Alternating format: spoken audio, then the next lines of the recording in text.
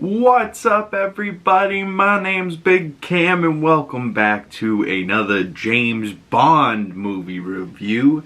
And today we're continuing on Pierce Brosnan's James Bond films with his second appearance in the role in 1997's Tomorrow Never Dies from director Roger Spottiswoode. Hell of a last name, Canadian born. Either way, this man has directed 30 films. He did things like Turner and Hooch, The Sixth Day, Terror Train, A Street Cat Named Bob, Stop or My Mom Will Shoot, so not necessarily stuff I recognize. And I would say Turner and Hooch would be the other second most famous behind this Bond film.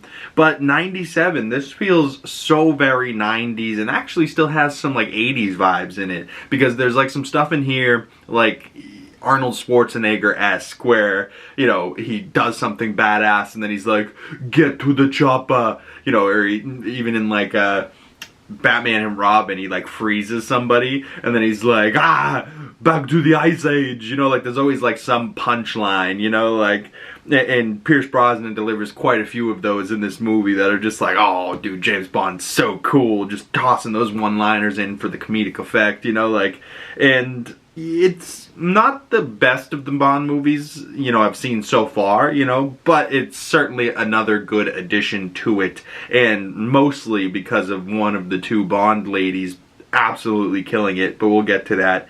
And I just want to read the Letterboxd synopsis that this film has, and it says, yesterday is a memory, today is history, tomorrow is in the hands of one man, James Bond 007. As a deranged media mogul is staging international incidents to pit the world's superpowers against each other, now James Bond must take on this evil mastermind in an adrenaline-charged battle to end his reign of terror and prevent global pandemonium. And not the best reviewed film. I would have expected it to be a higher reviewed film, but some people don't really like it, some people do. But I genuinely was surprised when I got to this one, because there was people I recognized in here, and they really crushed it. Like Johnathan Pryce as Elliot Carver, the, businessman mogul that's just an evil man. But he plays that evil character so well, and he's so, like, eccentric and like extravagant and just over the top, and every time he's on screen you're like, damn dude, Johnathan Pryce is the man. And like, I feel like I know where I recognize him from. He was the father for what was her name? He was Elizabeth Swann's father in the Pirate of the Caribbean movies, is where like my first instinct went to recognizing him. But most recently he did The Two Popes in 2019, and I believe he was Oscar nominated for that. I just recently watched in 2025 The Thursday Murder Club with Pierce Brosnan, also in that film. Oh, he was also in G.I. Joe The Rise of Cobra and G.I. Joe Retaliation, so I feel like I've seen him around in a bunch. It says he's been in 139 films, so I probably have seen Johnathan Pryce in a bunch of films. But then there's also people like Terry Hatcher, and she's in here looking so gorgeous, and she's like playing Carver's wife, Paris, but she's got some past history with James Bond, and oh, they have like a nice little sexy scene, but then, Carver finds out that she's betraying him for Bond, and he killed her. So yeah, poor Bond woman, gorgeous as hell, quick moment, and then they kill her off, and it's like, damn. Do they always have to kill them off right away? I don't think so, but they do. They always do. But then also in this movie, Michelle Yeoh plays Wei Lin, who is a Chinese kind of 007 agent, and she absolutely steals this movie. I mean, Michelle Yeoh is so gorgeous. She's done 91 films herself. You might recognize her from most recently being in Everything Everywhere All at Once and, winning an Oscar for it. She was in the 2 Wicked movies. She was in a brief small role in Guardians of the Galaxy Volume 2. She was in Shang-Chi and the Legend of the Ten Rings from Marvel, 2 different Marvel movies there. Crazy Rich Asians, Kung Fu Panda 2, Minions.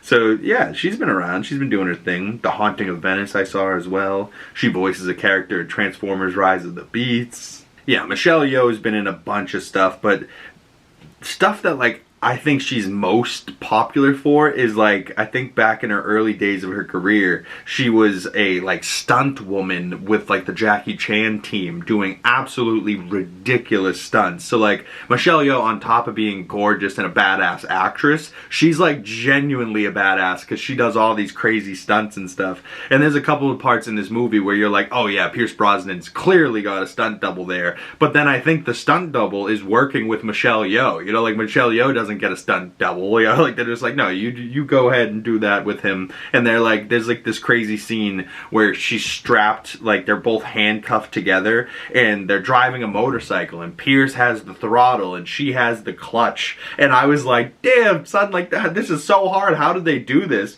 And like with Michelle Yeoh, they were probably able to do most of it themselves, but there was some parts where they're like doing crazy stuff on the motorcycle where then you see Michelle Yeoh's like hugging on to the guy and he's got his arm through a red t-shirt sleeve so that he can handle the bike himself. But, you know, it's just funny little filmmaking techniques that I noticed there, and I was like, oh wow, that's kind of cool. And like them sliding the motorcycle underneath the helicopter to take down the helicopter, you know, like, there's some parts in this where like the stunts are really cool and, you know, they're worth it. You're like, damn, that was awesome.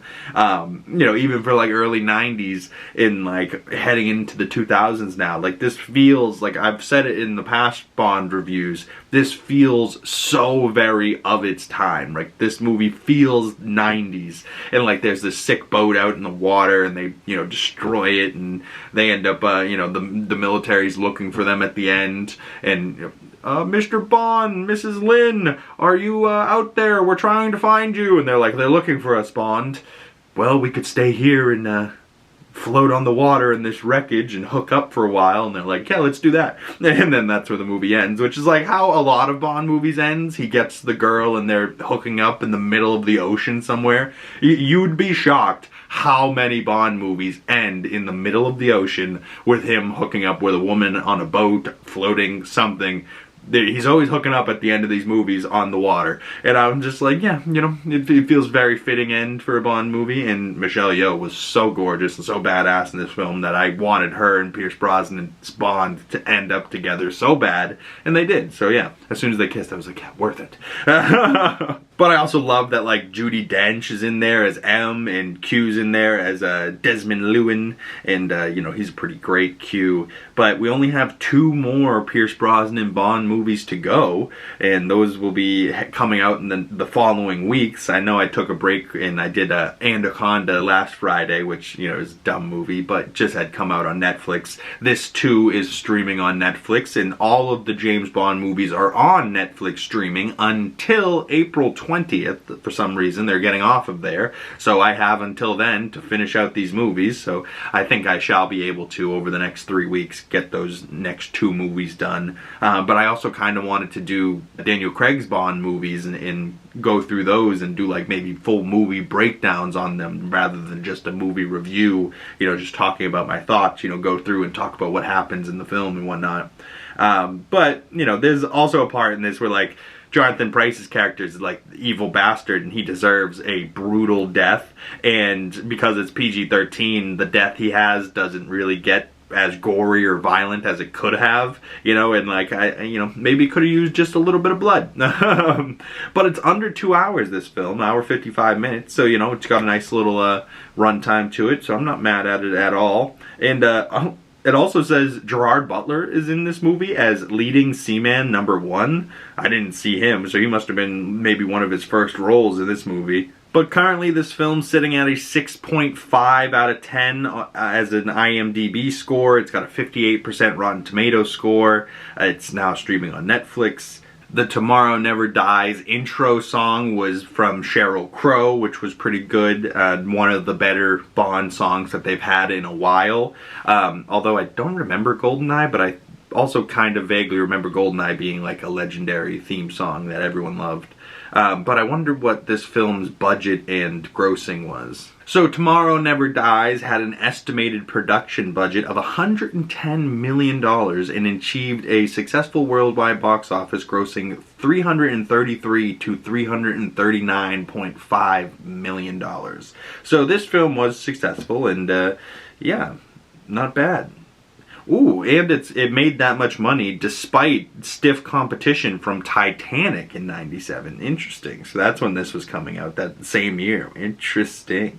Yeah, so I really liked this film. And also there was this one scene where like they get away on the motorcycle and they're still handcuffed together and they're like showering in this like abandoned Thailand like alley, and they're like using street water, like it's like a downspout from like a rain pipe or something, and she's like they're like showering in the street, and Pierce Brosnan looks as jacked as he's possibly been his entire life, and Michelle Yeoh is sitting there too, and they're like kind of close but they're like not, and they're like just on the verge of kissing but then they don't, and I was like, oh, bastards. I'm like, they should work together and they should be partners, but then they don't, and then afterward they go and fight some more guys, beat them up, and then they work together, and we see that she's like got all these spy gadgets just like Bond does, but they're all written in Chinese and shit. So he's like, I'll get the supplies, you write the computer messages. But overall for me, I gave this about 4 out of 5 stars, and honestly, that 4 out of 5 stars entirely goes to Michelle Yeoh and my longing love for her. And like, I don't know if I've ever seen this Bond movie, so she's like so young and gorgeous and like, oh man, such a badass. And if anything, this made me want to go watch Michelle Yeoh action movies. You know, if you guys have any Michelle Yeoh and Jackie Chan movie recommendations, drop those down in the comment section below for me. But like I said, overall 4 out of 5 stars, about an 8 out of 10. If I had to give it a true 10 score, maybe like a 8.2, 8.3, but not too bad. Pretty good James Bond film, and we only got 2 more Pierce Brosnan James Bond films to go, so make sure you guys stay tuned for that. And if you guys don't want to miss future James Bond movie reviews, make sure you guys hit that bell so you don't miss future James Bond movie reviews and you get the notifications when those come out. And if you'd like to support the channel, the best way of doing that is liking this video, commenting down in the comment section below, subscribing if you haven't already, sharing this video with a friend, and I would very much like to chat more James Bond with y'all, so if you want to send your thoughts to my other social medias, links for those down in the description below. Once again, my name's Big Cam, and I'll see you gorgeous folks in the next video. Peace.